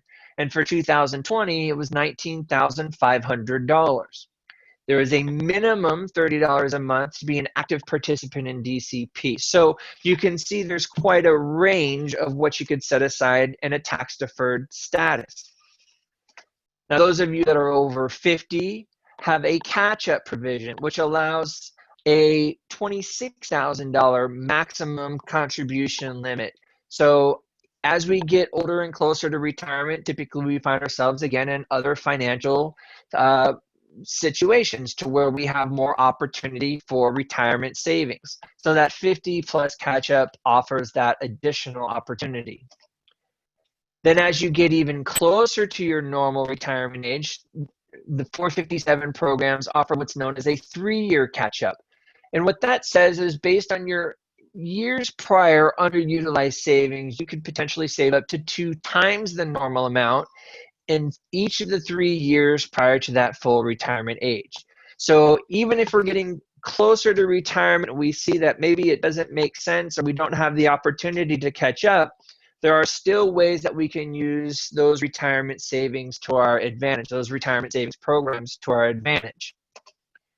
Now, it is a tax-deferred retirement savings, and as far as rollovers are concerned, as long as it's coming from a tax-deferred account, you can roll it into your DCP account. So whether it is from an old 401k or 403b, or maybe you have an old traditional IRA, you can roll that into your state's DCP. In the same fashion, you can roll that money out. It's portable. So if you move employers, if you go to a different state, or if you work for the private company, you could potentially roll that money out and take that with you. Now, as I mentioned with the 457s, they don't have an early withdrawal restriction. However, monies that come in to DCP maintain those other plan characteristics. So your 401k dollars that rolled in, or your traditional IRAs, they still have the early withdrawal restrictions to those monies, just your contributions and the earnings within the 457 still qualify within the no early withdrawal restriction. Now, if you were to roll your money out of DCP into a 401k or 403b or that IRA, it would then take on the new characteristics of that plan. So your 457 savings would become restricted to early withdrawal. So an additional 10% penalty on those distributions if you are younger than 59 and a half at the time. Now, the state's deferred compensation program is an investment portfolio, and there's two different investment approaches that you could use. You could either build and monitor your portfolio. There's 7 different funds to choose from. You can pick and choose. You diversify and adjust your portfolio based on your time horizon and your risk tolerance. Or there's what's known as a one-step investing strategy, which utilizes target date funds. You select a target date in the future, and it's an automatically diversified portfolio based on the time horizon from now and that specified target date. It automatically adjusts and rebalances as we get closer to that specified target date. Now, if you're going to build and monitor, again, there's 7 different funds to choose from. There's conservative as the savings pool. There's a Washington State bond fund, and as aggressive as the U.S. small cap equities and the emerging markets. So again, you're building and putting together your portfolio based on the funds that are available and reflecting your risk tolerance and that time horizon versus the one-step investing, where you're choosing a target date fund in the future. And as they begin, and today it'll be a more aggressive portfolio mix, and as we get closer to that specified target date, they'll automatically adjust. They'll grow more conservative up to that targeted date, and then continuing to grow more conservative moving forward from then. So a couple of different approaches to investing. Now, of course, you can review the different investment options by going to the DRS website, and under the DCP link, you can review the different investment options. You can review the investment performance, the historical performance of each of the different funds, how they reacted with the market over the last 10 years, 5 years, since their inception. You can review the different funds that are available and see the different characteristics. If you're going to build and monitor, what type of funds and how have they reacted? What are the objectives to the different funds? So you can do a lot of the research and informational gathering before you've even committed or started participating in DCP. Now, DCP is a retirement savings program. It's so we don't have access until we separate service or retire. So you contribute per paycheck, and you set that contribution rate, and that goes into that investment portfolio. And then when you separate service or retire, you can start taking those distributions. Typically, it takes at least about 30 days after your last paycheck. And you don't have to make a decision just because you separate service. You can leave those contributions there. They'll stay invested. They'll continue to work with the market until the year after you turn 72. That's when the IRS says we have to start taking a minimum distribution out. So April 1st, after you reach age 72, it's called required minimum distribution, where we have to start taking a minimum distribution from those accounts moving forward. Now, again, you could leave that money there, or you could take a lump sum or a partial lump sum out. As I mentioned, this is your money. You could roll this over if you're working with a financial advisor or managing an IRA or your 403b. You could schedule out payments. You could set aside, I want to receive $1,000 a month until this either runs out or till you change your mind. And of course, you can mix and match. You can choose how you want to take those distributions. You can also use your DCP in order to purchase that additional service credit or that additional annuity option in order to increase your pension benefit. Now, remember what I mentioned I'll step back. The purchasing additional service credit option is a way to take lump sum savings and purchase an increase to your lifetime income through your defined benefit. But keep in mind that that purchasing additional service credit isn't time. We can't buy 5 years of additional service credit in order to qualify or to be eligible to retire early. We can just purchase an increase to that monthly income at retirement by doing so. Now, I did mention, of course, that these are tax-deferred retirement savings. DCP at this time does not have a Roth option, so it is tax-deferred. And depending on how you take the distributions will determine how are we required by the IRS to withhold taxes on your behalf. And so what that means is that if you are taking lump sum distributions or you're scheduling out payments that are designed to last less than 10 years, the IRS requires us to withhold at least 20% for tax purposes. Now, if you're going to schedule out scheduled payments that are designed to last 10 years or more, you can fill out a W-4P, similar to our working W-4s, married, single, how many withholdings or how many dependents, and we'll withhold based on that schedule. You can also elect to just receive your required minimum distribution payments and elect a tax withholding based on that. But just as we're working, what is withheld for taxes isn't necessarily what we have to pay in taxes. We still will file each year. You'll receive a 1099-R, which will describe your retirement income. And then based on that income and the brackets at that time is what we need to file and pay for taxes, again, just as we're working. Now, if you've set up your online access to your DRS account, I mentioned that you can review all your defined benefit information, but you also have direct linked access to your DCP savings. So one username and one password for all of those state retirement benefits. Now, there is a lot of information, and I know I've mentioned the website a couple of times, but it is because DRS has put a lot of effort and a lot of resources into opening up and offering all sorts of educational tools for members across the state. I'd mentioned of course, your access to your retirement account. If you haven't done so, let's make that the homework for the rest of the week, is setting up that access, reviewing your service credit detail, making sure that all of that is accurate. If you find there's discrepancies or if you have questions, please feel free to contact a retirement specialist at DRS. They have a process, an employment verification process, that they can make sure that all of those service credits have been accounted for and are accurate. Also, your beneficiaries. You can review and update your beneficiaries from your online, and it's important to make sure that they are up to date. Because whoever is your named beneficiary in your account would receive your money if something were to happen to you.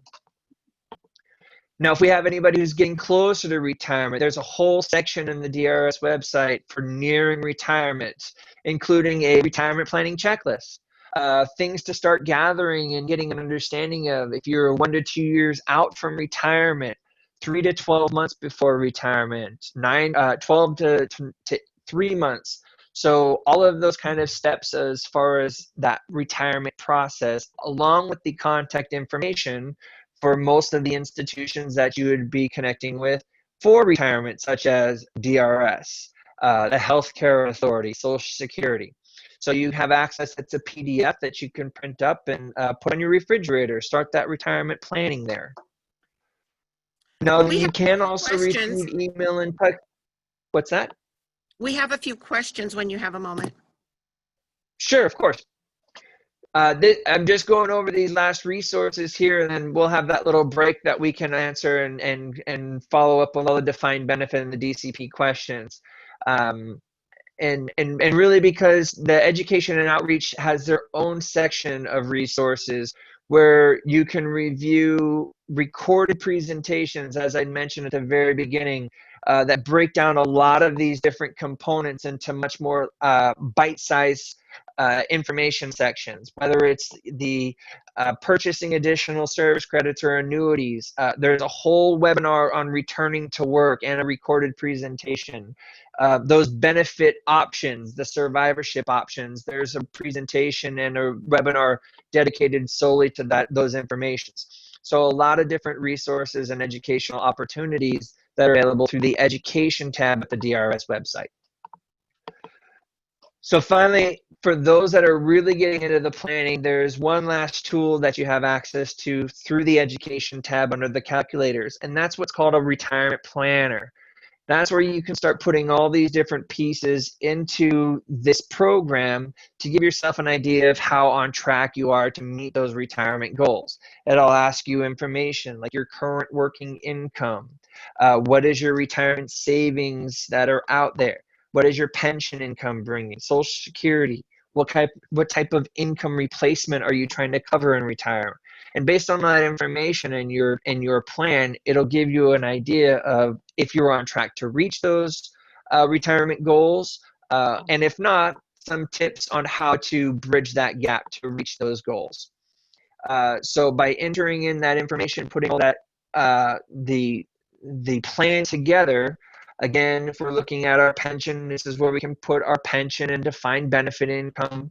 If we have any additional retirement savings account balances, that Roth IRA or maybe that old 401k. Again, Social Security. What type of income replacement are we looking to cover in retirement? Are we looking to replace 100% of our working income, 90%, 80%? And then, of course, what type of investor are we while we're still working? Is it going to change when we're in retirement? And then, as I mentioned, it'll give you something of a report card of how you're doing towards that goal. In this scenario here, this individual is on track to meet their goal. They still have a little bit even extra as their plan, so continue that path. Or maybe there's a shortfall. It'll give you those tips of how to close that gap. So that retirement planner is under the DRS website, under the education tab in the calculators.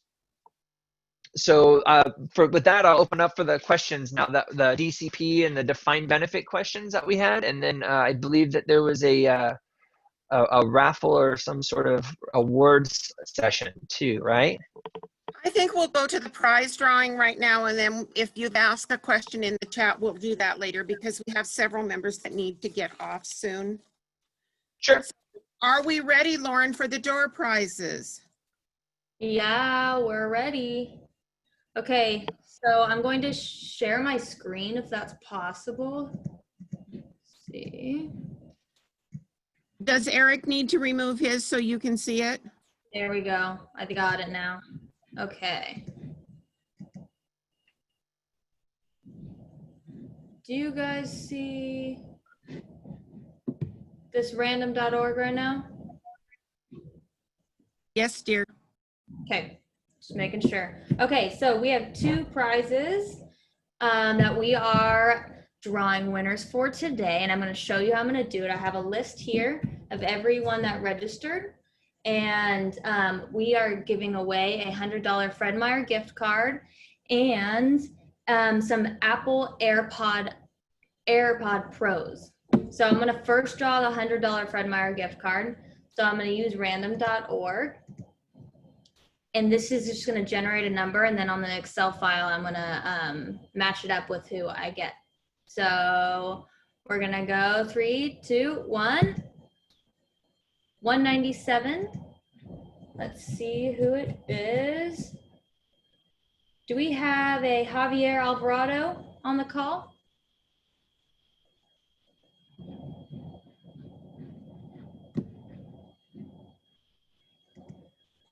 Robin, is the chat on so they can put their name in the chat if they're on? Javier is on the call. Perfect. Okay, Javier, you won the $100 Fred Meyer gift card, and we will be emailing you. And then let's do one more here. Okay, ready? 3, 2, 1. This is for the Apple AirPod Pros. 306 is Juan Lopez. Do we have a Juan Lopez on the call?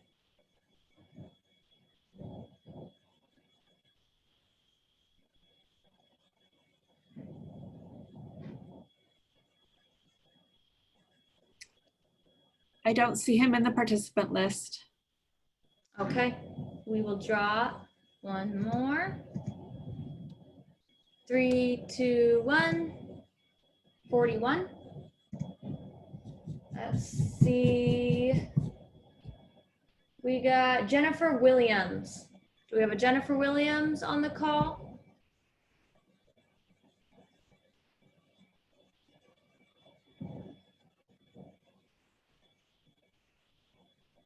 I did not see her on the participant list. All right, let's try again. 3, 2, 1. 159. Let's see. Michelle Weir. Do we have Michelle Weir on the call?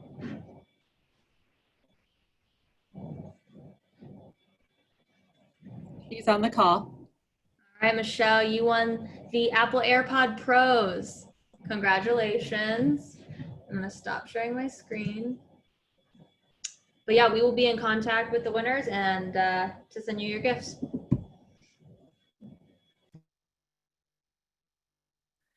Thank you, Lauren. We chose Fred Meyer because they are a union business and you can get anything you want there.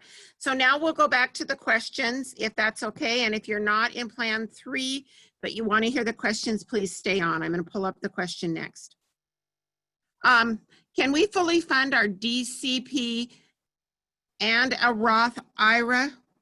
And I'm not sure what they mean by that. The question was done by Charlene.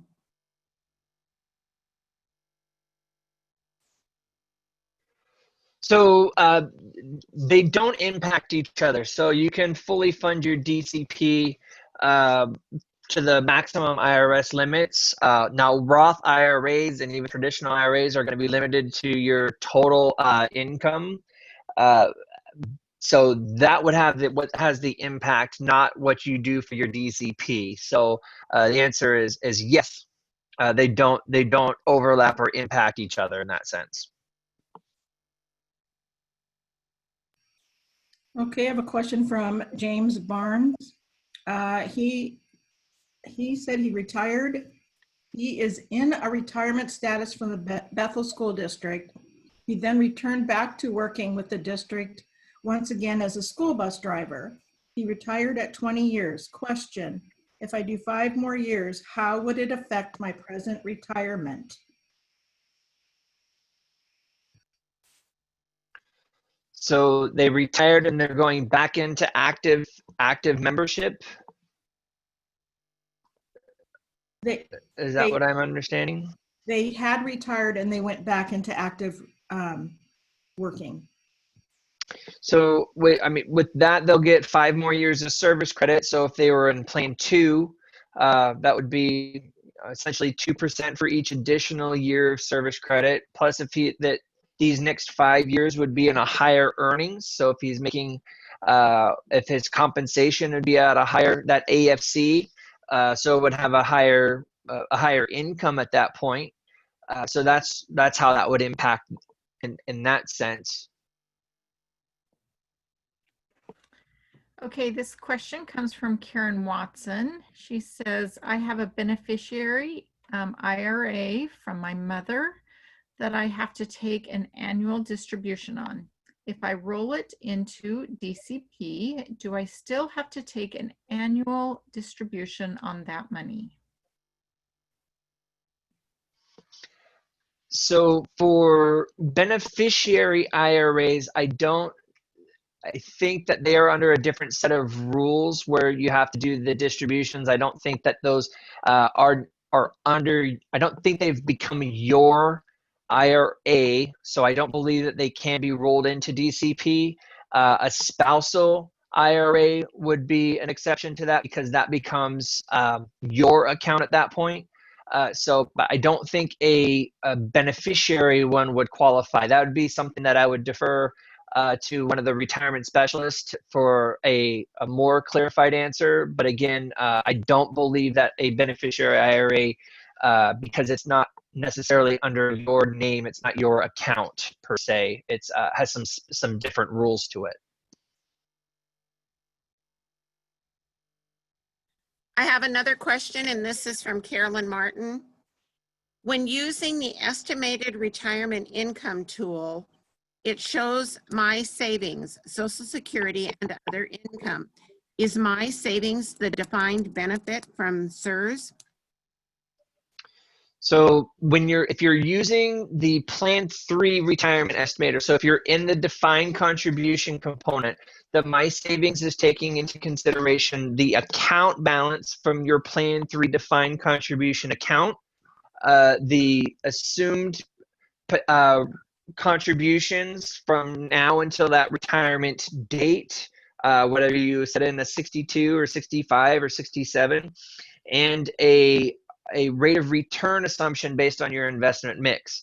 So that part of the program does not take into consideration the defined benefit in any way. Now, you can enter in that defined benefit estimate into the other assets section, but it does not automatically feed or come in from that estimate. So it is not looking at your defined benefit and not counting that unless you you manually input that under the other assets. We have no more questions in the question and answer section, Eric, so I think you can go on with your presentation. Perfect. Thank you. And for Plan 2 members, thank you very much for joining us. I hope you found some of the information helpful and at least some resources to dive a little bit deeper into your retirement savings. And again, if you have any questions or if you need anything from DRS, you can contact the retirement specialist. Again, they have access to your account. They can help you with those benefit estimates and go further into any of those questions that I'm not the expert in. So with that, the second part of Plan 3, if we remember, with Plan 3, it has those two separate components. It has the defined benefit, which was what we've talked to up until now. That's where, again, our service credits go into the benefit estimate, that formula. You have your vesting. But the second part is your defined contribution account, and that's, again, where your contributions have been going. Now, those contributions are going into an investment program, and you have two different programs to choose from. You could either participate in the WSIB or the Washington State Investment Board program. They utilize what's called the TAP fund, or the total allocation portfolio. This is a portfolio that mirrors the pension trust. So your contributions are invested by the WSIB in the same fashion that the pension trust is invested. The other program is what's called the self-directed program, and that's where you can either build and monitor your portfolio, or you can choose those target date funds, that one-step investing strategy. Now, if you are electing the TAP fund, again, this is a mirror portfolio as the pension trust, and it's managed by the Washington State Investment Board. But those management styles and those investments and the decisions are going to be based on the pension trust's needs. They're not going to take into consideration you as the individual, your time horizon, your risk tolerance. They're going to make these different decisions based on that overall portfolio's needs or the pension trust's needs. And they utilize a lot of different types of investment vehicles, such as public equity, like stocks and mutual funds, private equity. There's tangible assets and real estate in there. So what that means is that it's not valued on a daily basis, like we would look at the stock market or the Dow Jones or mutual funds. It's valued on a monthly basis. Now, the other, of course, program is the self-directed program. And again, you could either build and monitor or use the one-step investing strategies. With the build and monitor, there's 7 different funds to choose from. We talked a little bit about that with the DCP conversation. You build and put together your portfolio, and then you're in charge of managing that and rebalancing as you get closer to retirement. The one-step investing strategy utilizes those target date funds, those managed time horizon funds that are set in a more aggressive fashion today, and then as we get closer to that target date in the future, it automatically rebalances and grows more conservative on that glide path. Now, again, just like in DCP, you can review those different investment options by going to the Plan 3 link under the DRS website. You'll be able to review the different investments, the historical performance of the TAP fund, of the different individual, if you're building and monitoring, or those target date funds. You can see the different fund descriptions and the investment objectives of those funds as well. So you have access to that through, again, the Plan 3 link under the DRS website.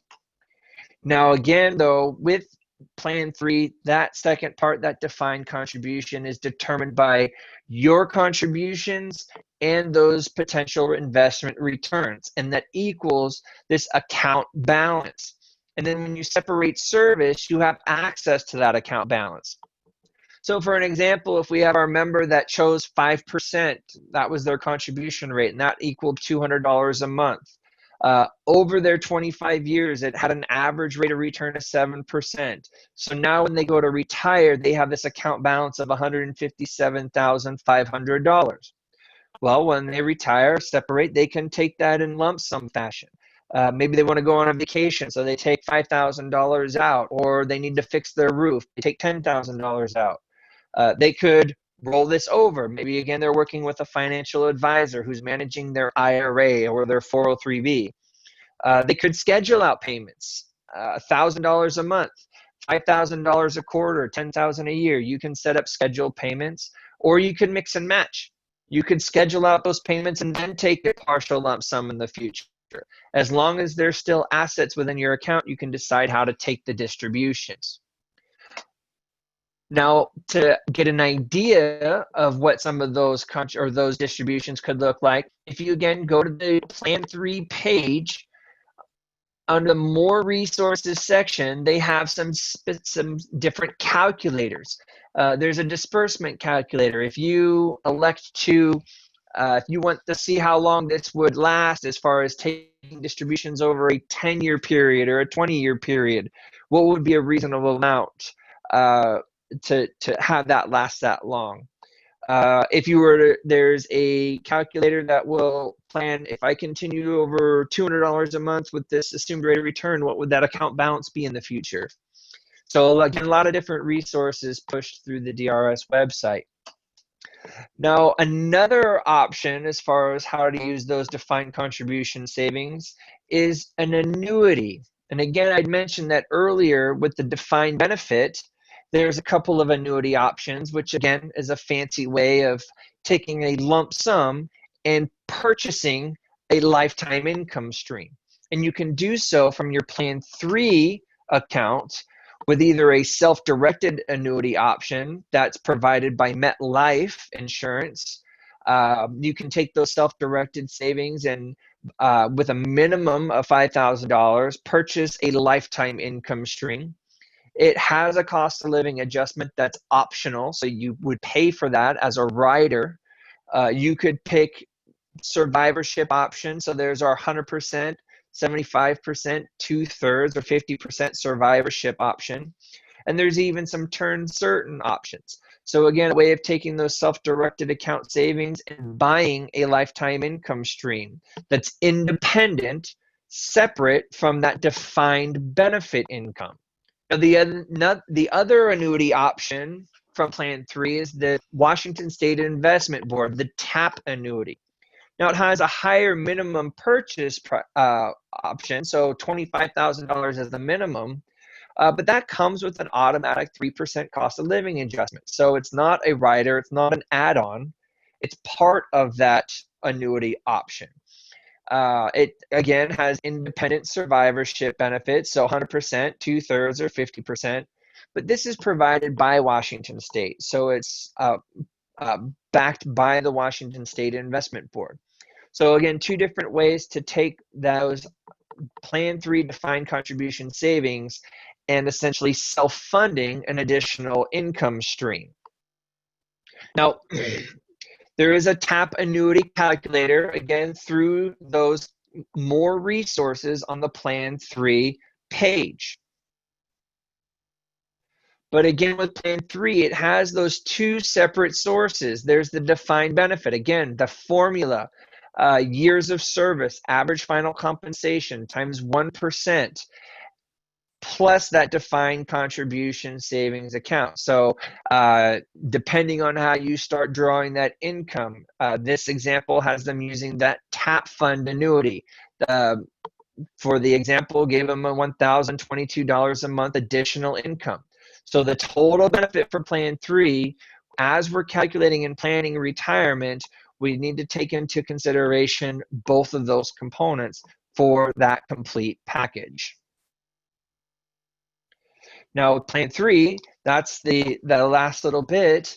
We did mention that our contribution rates, we can't change or move them up and down. We talked about that during the defined benefit component, unless we change employers.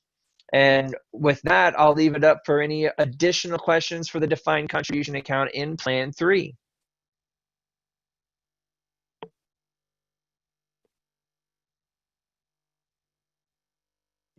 At this time, we have no questions.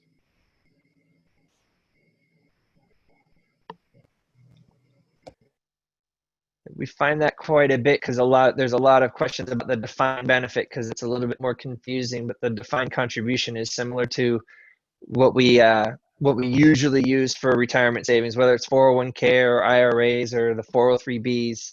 So we don't typically get a lot on there because there's more information and more questions about the defined benefit there. Okay, I got a question from Patricia Place. If you work 4 hours a day, how many years of service is that at 20 years?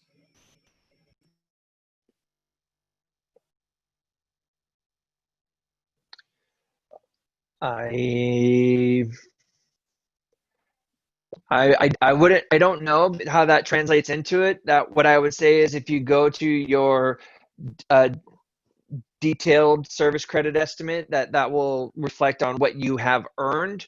Again, to earn a full year service credit, as long as you're employed in September, compensated for in 9 months out of that school year, and are compensated for 810 or more hours in the school year, you'll receive 12 months of service credit. If you're compensated for 630 to 809 hours, then it's half a year service credit. So off the top of my head, I don't know what that translates into. That would be something to review your service credit detail to see what you've earned up to this point. Thank you. We have a two-part question from RC saying, can I roll over a Roth or a 401k from another employer? And the second part is into an annuity, WSIB. So in the Plan 3 defined contribution account, you can't roll anything into it. It's only funded through salary deferral. So for the annuity options, the Plan 3 annuities, they can only be purchased from those defined contribution savings. So we can't roll money into that.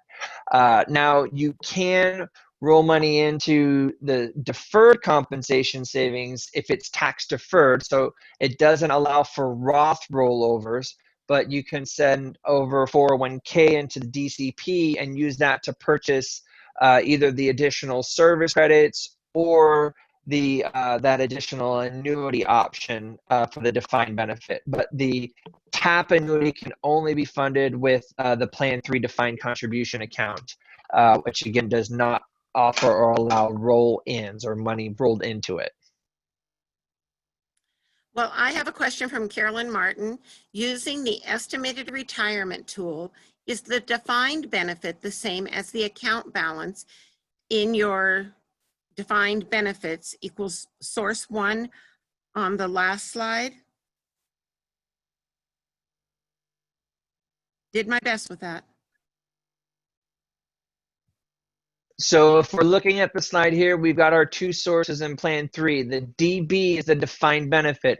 That's from the benefit estimator from your online DRS account. So where you'll see the benefit estimator, your beneficiaries, the purchasing additional service credit. That's if you run that calculation, that's that formulated $1,000 a month.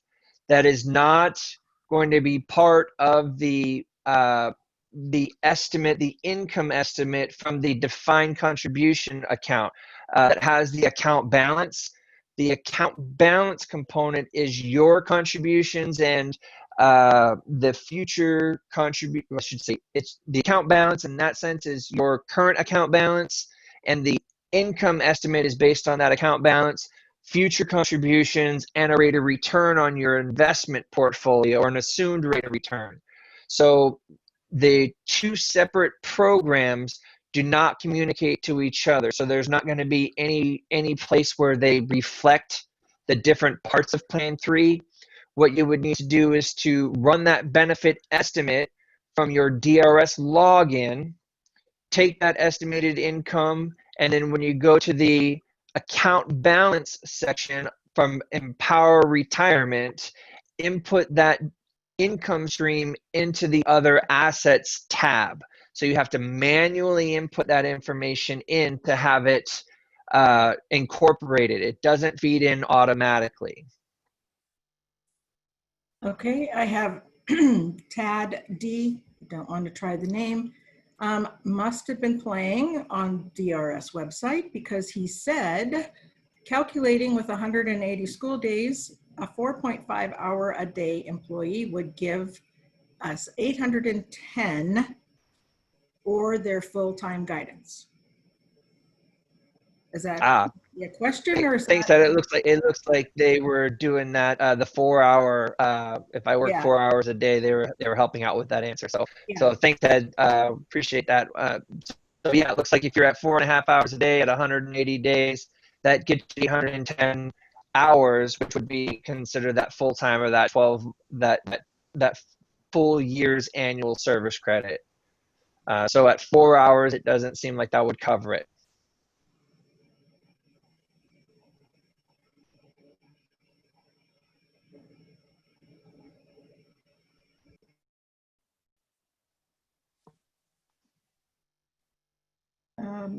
Okay, I'll take this one from Nancy Hutchinson. She said, I believe investment board is working on my behalf. How can we see which investment program name you listed to? So if you go to your online account, sorry, if you go into your online account through, let's see, that Plan 3 link, where was it here? Did I get in there? Here we go. So if you this is the login to your account access for your defined benefit, and you can see where it says My Investments, Plan 3 and DCP. If you click the My Investments Plan 3, it'll take you to that Empower Retirement account, which is the record keeper for Plan 3. And that will tell you what investment program you're in, whether it's the WSIB program or the self-directed program. Now, if you're looking to go further to see what the different investments within the WSIB, the TAP fund, then you would go into the WSIB and the investments tab on the DRS website, the main page under the investments, under the WSIB TAP fund.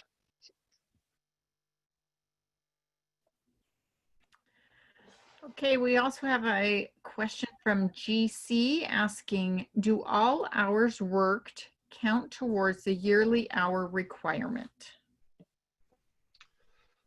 So the answer to that is going to be a technical, all hours that you are compensated for through your payroll would go towards your compensated hours for the purposes of service credits.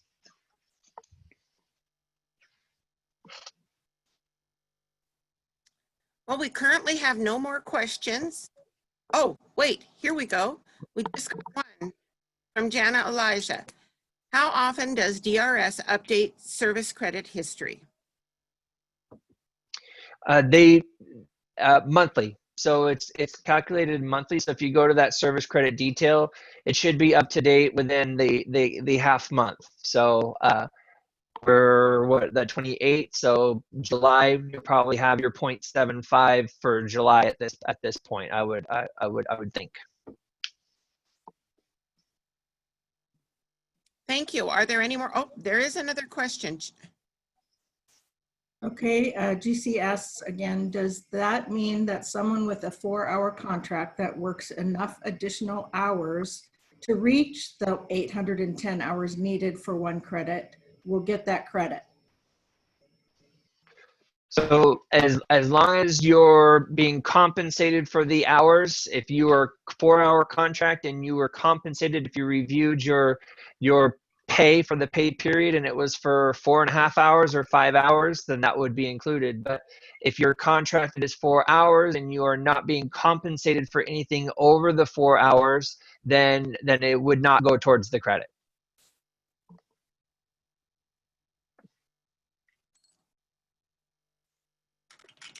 And Judith asks, so do I buy credit service years before I retire? So to clarify that, we can't buy time. We don't buy service credits as far as time.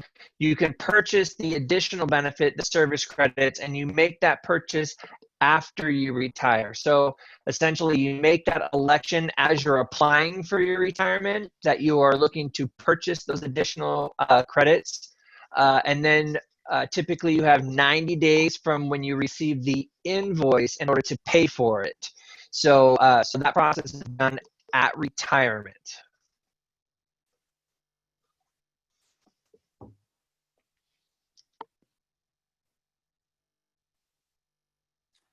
Well, Eric, thank you very much. We just got a thank you from Janelle Ackley. And Nikki has one question for clarification. For clarification, if someone works temporary hours during the year, those hours may not be counting if it is not in the contract review. So yeah, it seems like that's a per employer contract as far as how they calculate that. So that's something that it would be certainly something that to follow up with your payroll or your benefits department at the district that you're working at. Thank you. Sure, of course. So thank you very much for having me again. Hopefully that there was some information that was helpful to people that are getting closer or even further away from retirement. But again, I do encourage everybody to check the webinar schedules to see those different topics, because again, they really break down a lot of that information into a more kind of tangible and smaller bite-sized pieces. So it's not this big 2-hour long information section that is very detailed and has a lot of information that is difficult to take in sometimes. So so any other questions? Or Thank you, Eric. This has been great. I bet the DRS website and phone calls will get quite a bit of business in the next few days. Thank you for giving us 2 hours excellent answering members' questions. Sure, it's my pleasure.